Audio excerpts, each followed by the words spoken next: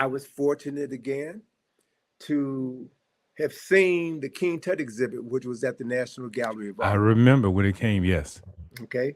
I saw the exhibit once and I saw it through the eyes of an artist. After listening to Van Sertima and him telling me that these were African people, I saw the exhibit again armed with that information. And this time I saw a different exhibit. This time I could see myself Yes. in the face of this boy King. And things shifted for me. I began to become aware of what I now refer to as forbidden knowledge.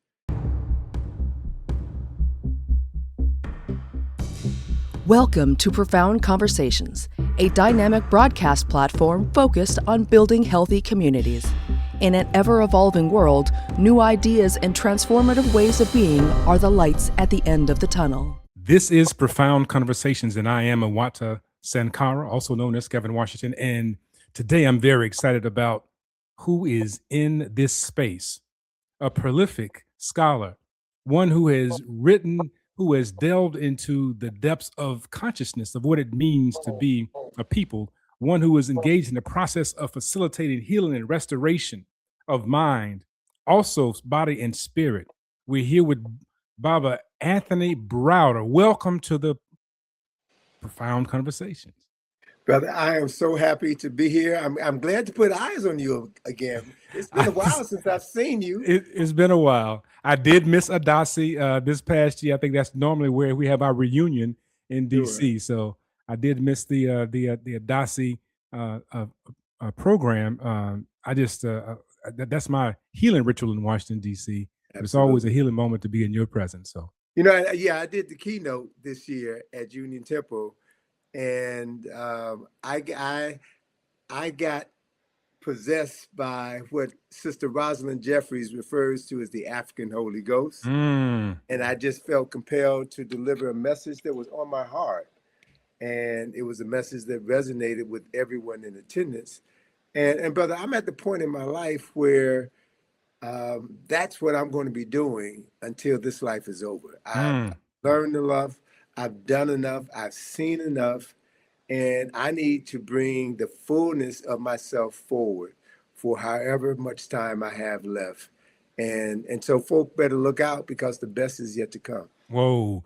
If the best is yet to come and what already has been delivered has been fire, right? So I'm just excited about what's coming forward. I do understand what it's like to get possessed, especially in the Adasi event. I head in one direction, all of a sudden spirit is on you. It's like I was not going there, but since I'm there, let me stay in that neighborhood. And so thank you so much. Thank you so much for doing the work. With you, the founder director of IKG Cultural Resources.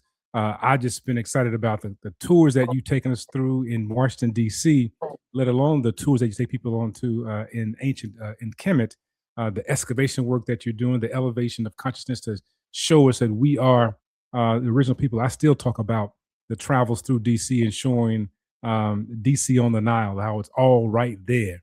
That the Europeans, and as a matter of fact, in my class just this past week, Monday, I was talking about the iconography and imagery from the so-called Lincoln Memorial, Ramesses, and the reflection pool and the tech and the obelisk. I was uncovering it, and it was all because of the work that I had seen you do. So thank you for that work. And consider this, brother, just to give you a sense of how quickly time flies. What is now called the Egypt on the Potomac field trip actually began 40 years ago as the Afrocentric tour of Washington, D.C. Can you believe we've been doing this for 40 years, brother? No. Yeah, it's amazing. I just know that when I got there, Egypt on the Potomac, I was calling this DC. It's really the Potomac is the Nile, right? When you showed us that, and you showed us the 16th Street corridor, I was done. I was done. Like this is amazing, and how we are the foundation of this, and somehow we believe that we are the bastard children of the universe, and in reality, it is upon the African genius that this has all been made possible. But Dr. Browder, that's what I'm calling you. How did you get to this particular position, this point where you, of course, graduate of Howard University, Fine Arts, You've done this work, and now you're going to do more work. How did you get to this point to be an author, a publisher, a cultural historian, an artist, an educational consultant? To be perfectly honest with you, brother, I saw a need, and rather than wait for someone to fill it, I stepped in and filled it myself. My real education began after I graduated from Howard University in 1974.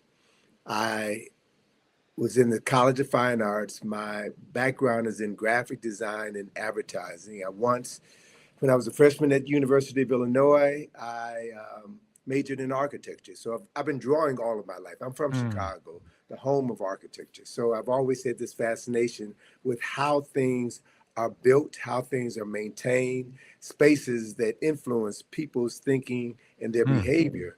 I transferred to Howard, changed my major to design. And after graduation, I felt a void. I felt as if I wasn't ready for the world. And it was in 1975 that I met a brother here in DC that I'm sure you're familiar with, Nana Kwabena Brown. Nana Kwabena was conducting a class in Southeast DC on African spirituality. I attended that class, and at the end of that 7-week course, I now knew who I was as a person of African ancestry. I now had an understanding of what I was capable of doing.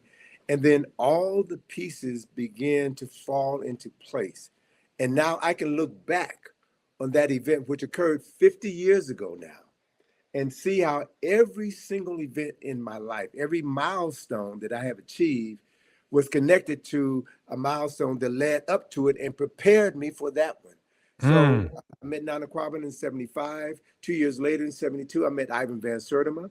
He was speaking at Georgetown Law School. He had just published They Came Before Columbus, The African Presence in America. He documented the migration of Africans from the Nile Valley into the Americas, into Mexico, where they brought their cargo of knowledge with them, brought the alphabet, brought pyramid construction, brought temple construction, brought agriculture, and concepts of God, which they shared with the indigenous population and transformed this hemisphere. These Africans were referred to as the Olmec.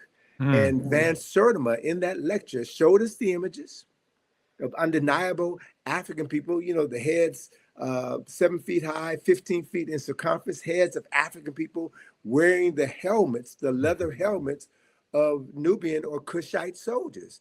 And Van Sertima said these people came from Kush and Egypt, and they were black. What struck me, brother, was that this was the first time in my life anyone had ever told me that the ancient Egyptians were black. Yes. It contradicted everything I read in every book, everything that I'd seen in every movie, everything that I thought I knew shifted. And as a result of that shift, I was fortunate again to have seen the King Tut exhibit, which was at the National Gallery of Art. I remember when it came, yes. Okay.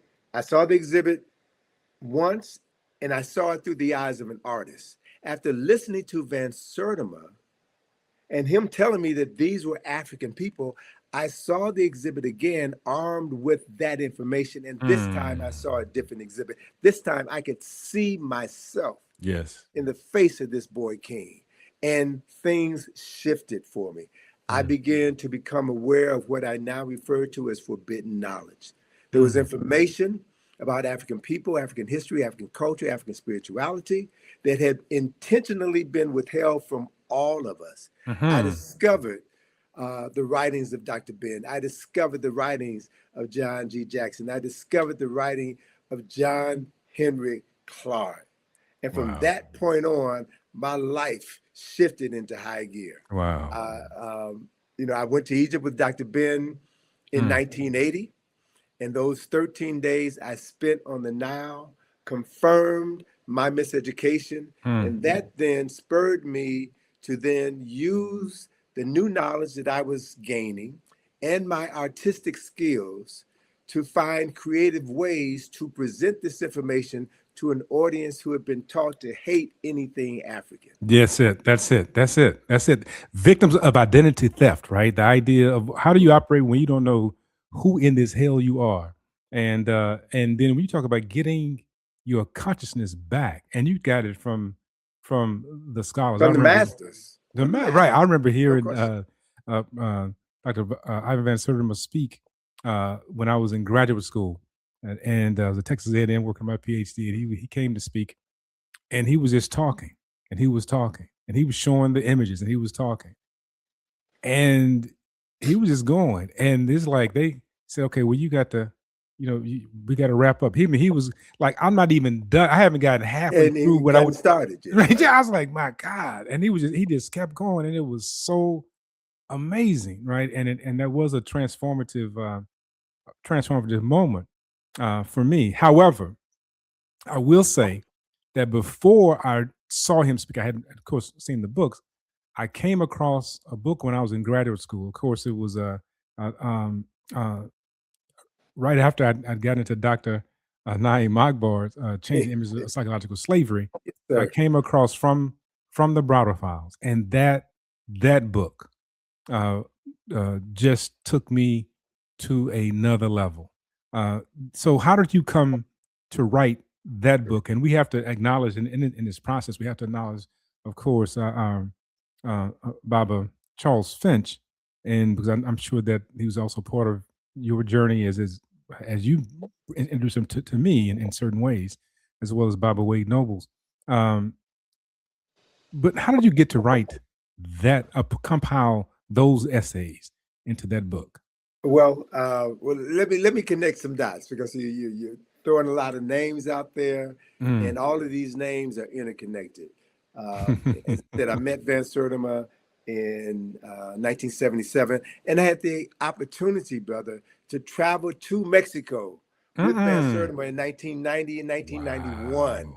Wow. To see the Olmec heads, to meet Alexander von Wutner, who had the greatest collection of Olmec terracotta heads, to go to his home, to see his museum. So Wow. I've been blessed to know these brothers and to call them friends.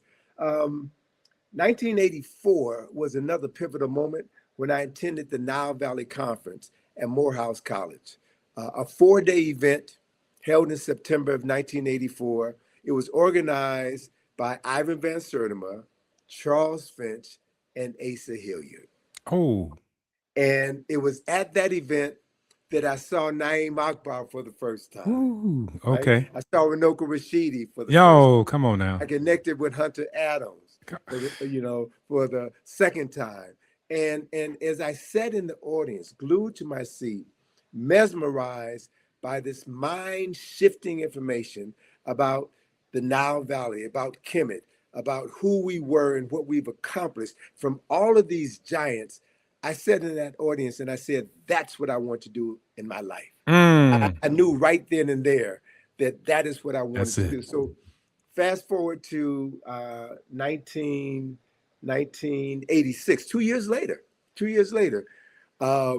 the day after I got my divorce and got custody of my daughter, who was 4 years old at the time, the very next day I went on the Kathy Hughes show in Washington, D.C., right? Before she blew up, right? She only had one radio station in 1986. Now she's got 60 radio stations.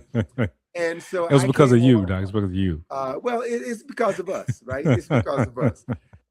I came on and I was supposed to do 1 hour. I did 2 hours, and then she invited me back the next day. And we struck up a friendship and a relationship, and I became a substitute host for her.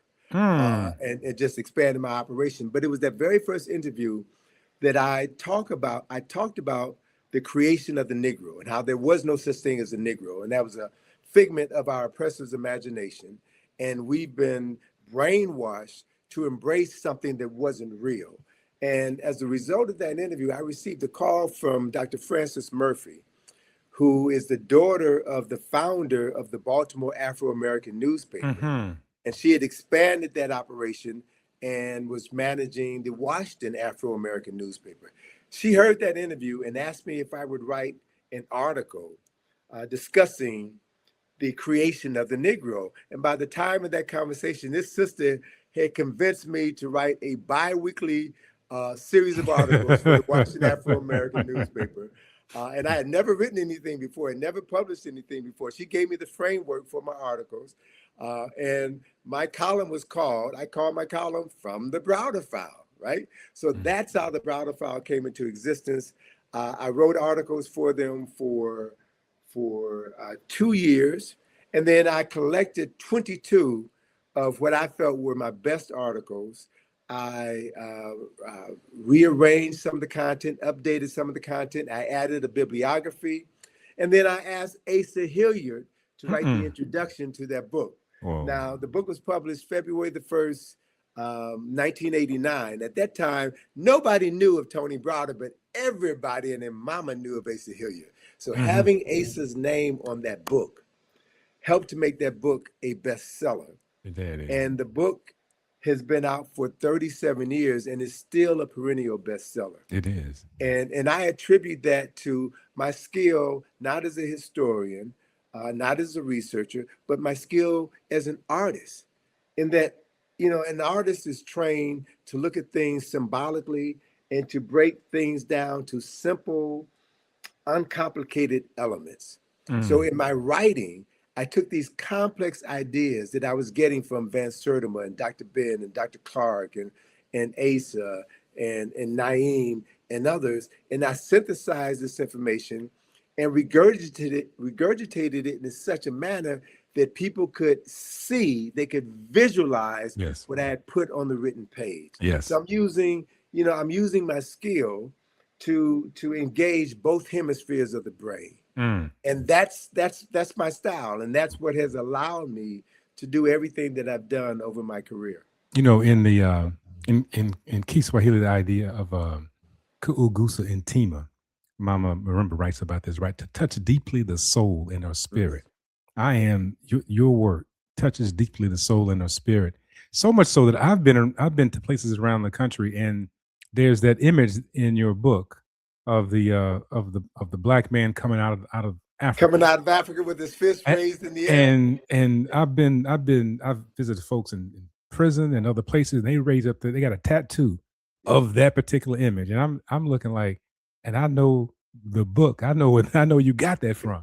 They show me that, you know, I'm real. I'm gonna show you. And they pull the tattoo out. I mean, so when somebody is so moved that they want to mark themselves with that image because your words transform their consciousness, it speaks to the power of the divine within you. And you speak about the power of submitting to something greater than yourself, right?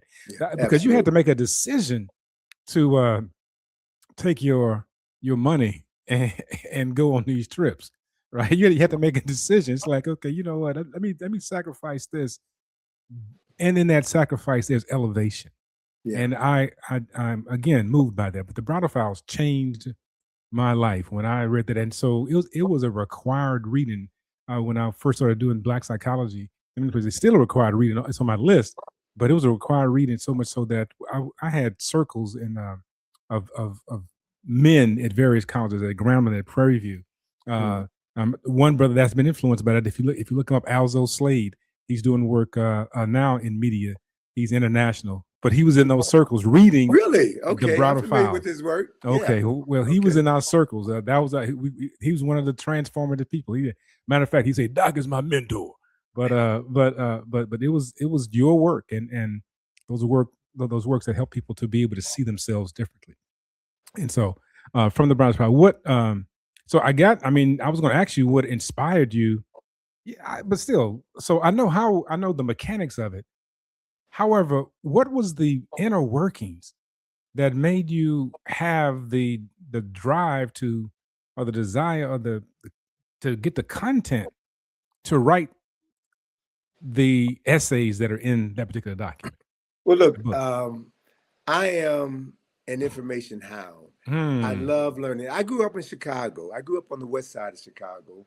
I was born in 1951. Okay, so Chicago was, when I was growing up, and still is to a large extent, the most racially segregated city in the United States. So I went to an all-black school. I had black teachers. Who were interested in the well-being of their students. And they were there to make sure that we were properly educated so that we could deal with the world that was waiting to destroy us and to minimize our being. And because I've always loved learning, my teachers took to me, right? Especially my female teachers. And I loved how they doted on me when I answered a question or said something that made them proud. And so I was a person who was always, I was a sponge. I was always soaking up information. And so that's kind of metaphorically how the Browder files came about. I would read something, I would see an article or something in the newspaper or magazine, I would clip it out and put it away, right? And I would just, I compiled all of this information. So when I ultimately began writing the column from the Browder file, that writing of the column coincided with the commitment of a promise I made to myself. I'm going to jump around, but I'm going to tie all of these pieces together. My mother was 16 when I was born, so I grew up in my grandparents' household, and I saw my grandfather, who had 7 children, he and his wife, and now his second oldest daughter had a child. So now he's got 10 mouths that he's responsible for feeding and the household to maintain. And I saw how my grandfather struggled. And as a Black man, poorly educated from Vernon, Alabama, who was part of that great migration, he was never able to find a job that gave him the satisfaction of being the man and the king in his household. So he always came home frustrated. And I saw him take his frustration out on his wife and ultimately his daughters. And I saw how that impacted them. And I remember saying to myself when I got older, I never want to work for anybody. I never want anybody to put me in that position. So that's been my mantra, brother. I've only had a full-time job for 2.5 years. I've been self-employed for 47 years. And so because I'm my own person, I do what I want to do. What do I want to do? I want to learn.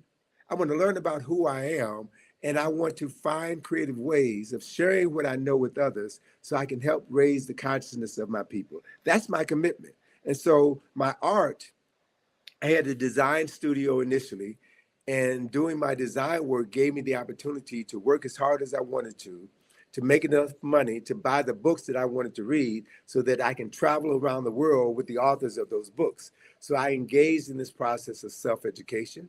And by the time I met Kathy Hughes, that radio station gave me an audience. So then I fulfilled the promise that I made in 1984 at the Nile Valley Conference. I began bringing some of the speakers that I met at that conference to Washington, D.C. The very first one I brought was A.C. Hilliard, Memorial Day, 1987. So because I had access to now 3 radio stations at that time, I would bring each of my speaker to the radio show to promote our program. I would give away 10 tickets each show to callers, and we would fill every venue that evening. And so it got to the point where all of these scholars knew that when Tony Browder gave you a call and invited you to DC, you were going to promote your work, you were going to have a packed audience, and you were going to sell all of your merchandise. So, so as a businessman, I worked this thing, and I made learning African history palatable to the DC community. So, you know, the late 80s and early 90s, DC was primed for that. And I was blessed to be in the right place at the right time, mentored by the right people, and they helped nurture my development. And that's what spurred everything that I've done throughout my career. Wow. That's when I showed up in DC, and then in the 90s, right? So I was there, and that's when people were coming through. You're absolutely correct. People coming through. I know when Baba Asa looked at your work and it was good work, he said, "Oh, that's crisp." When he said it was crisp, that was it. And so I do know that he did say sometime about your work, right? That it's crisp. And so I wanted to you talk about your artwork, and what I know you from, I know you from your writing. Yeah, I know you from the books. I know your work from talking about going to excavate. I remember when you were talking about going to do the excavation work. That's where I know you from, right? And you always mention art. It's like, it's like, to me, it's like background. Like, yeah, okay, but that's not who I know. But that is also a part of who you are, because what you do is that you do write on the canvases of our minds. You do create imagery and iconography. You do create something that allows us to ascribe to a higher way of being. How did you mentioned about school, and you mentioned about Sponge, and you mentioned about the transformative experiences inside of a home where a black man was frustrated. Uh, how did you get to know, understand, and you even mentioned about King Tut, how this image and iconography could be so transformative to not only be something that people would want to consume as you consume, but they also want to buy, invest in it, and it allowed you to be able to do the work that you've been doing. How did it come to you? Well, let me share a little secret with you. Okay. 90% of the history that everyone sees or has read, that history was created by artists. Paintings, carvings, sculptures, buildings, writings, hieroglyphics, all of that is art, right? All of that is art. So art is a means by which one can tap into an unlimited stream of consciousness, create something from nothing, produce that thing from nothingness into a two-dimensional or three-dimensional form. And then that thing that you create becomes a conduit through which spirit moves and influences or inspires everyone who sees it or internalizes. Wow. That's the process, brother. Right? That is the process. And my being an artist, I learned how this process works. And I learned the source of all knowledge comes from that thing that the untrained person calls nothingness. Nothingness is the source of everything. And artists know that whether you're a musician or a dancer or a writer or a poet, you sit down and you allow yourself to be inspired, inspirited, right? Let's get it. Let's understand what's happening. Ancestors in the spirit realm are looking for vessels, vehicles, bodies, consciousnesses that they can express themselves through. So when you know that, when you understand that that's how everything comes into existence, and you allow yourself to be a source through which these ancestors can speak, then all you got to do is get out the way and let them do their thing. Whoa, I got you. That's the process. That's the process of recognizing of being a vessel. This guy saw this carving, and he walked over to the piece of wood, and he walked over to the carver, and he asked the carver, "How did you know that man was inside that wood?" And it's just so amazing what you just described about. So let me qualify that statement. All right, go ahead. It came from Michelangelo. There it is. Who says when he carves a piece, he doesn't look at the block, he looks at what's inside. And he removes the exterior stuff to create what is already there. See, I didn't get it as I got it as an African proverb, but we'll take it as we'll give Michelangelo some credit on that one. Yeah, it was probably an African ancestor who inspired Michelangelo. So don't cut us short, brother. That's beautiful. So what I wanted to do in the spirit of carving in the few minutes that we have left, your latest book is profound about your excavations. Tell us about finding Karakama.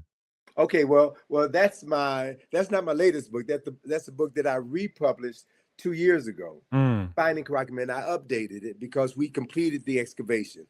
Karakama documents my 15 years of funding and participating in archaeological excavations on the west bank of Luxor, Egypt. I am the first person of African ancestry in the history of Egyptology who has funded and participated in archaeological excavations. We started off in 2008, excavating 3 25th dynasty tombs. By the time we were finished, we found over 40 tombs. This project is named in honor of Asa Hilliard. It's called the Asa Restoration Project. Ace had died the year before, and I was lamenting the loss of my brother, trying to find a way to console myself and pay homage to a person whose life changed my life. Mm-hmm. And this excavation project was my way of doing that.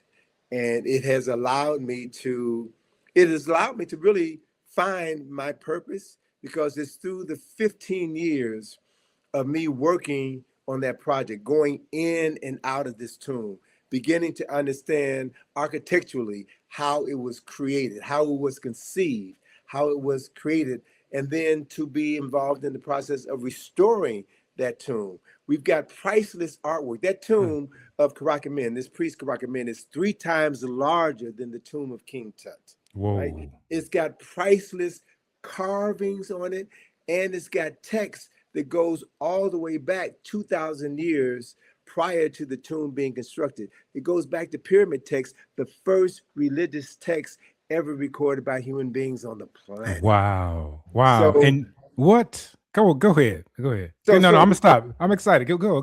I'm it's a mute tool. myself. I have to stress this point because it connects with Van Sertima. All these pieces of my life, these adventures in my life are interconnected.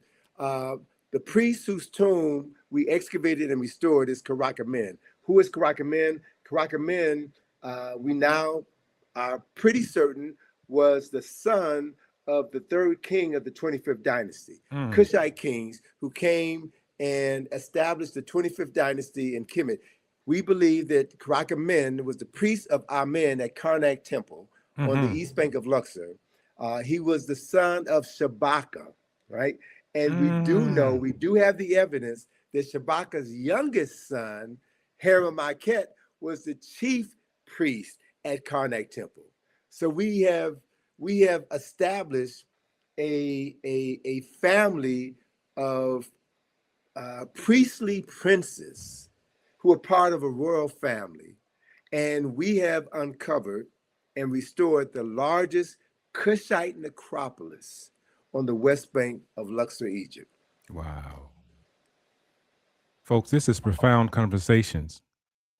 This is the brilliant Anthony Browder, a young man born to a teen mother in Chicago who has traveled the entire world and has done something that no one has been able to do before. He has uncovered, excavated content, material, priceless artifacts, information that changes how we see history, from Shabaka and the Shabaka stone to Haramaket. All of these things, if you do your work.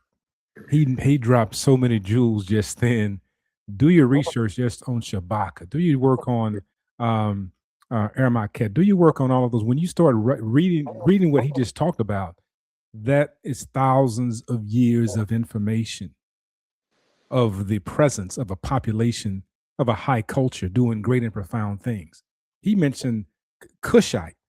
That's talking about Taseri, Tameri, Tawane, Kush. Point. We're talking about where this Kushite came from. The folks had melanin. We already understand that. He's talking about the greatness that is within us.